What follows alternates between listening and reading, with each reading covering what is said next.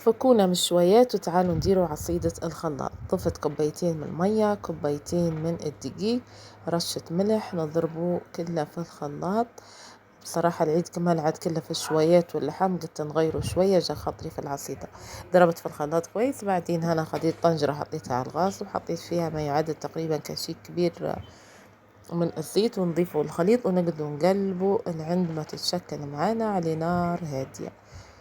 الطريقة هذه تهبل، وناس واجدين جربوها وشكروني وقولوا لي حلوة ومش عجينة ومش نية وتهبل وطيبة، ومش أول مرة نديرها.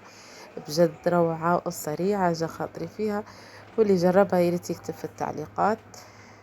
وبعدين هنا خلاص بعد ما طابت حطيتها وحاولت اني نشكل، لكن ما نعرفش نشكلها بصراحة كويس. بعدين ضفت الرب او العسل وضفنا السمن، وهذا كان فيديو اليوم. ان شاء الله تعجبكم وتجربوها. وشن اجواءكم في العيد؟ ان شاء الله كويسين، تحسوا العيد هذا جاء بسرعة بسرعة. نستنى في تعليقات كمان حلوة ولايكات كمان احلى، ونشوفكم ان شاء الله اخرى.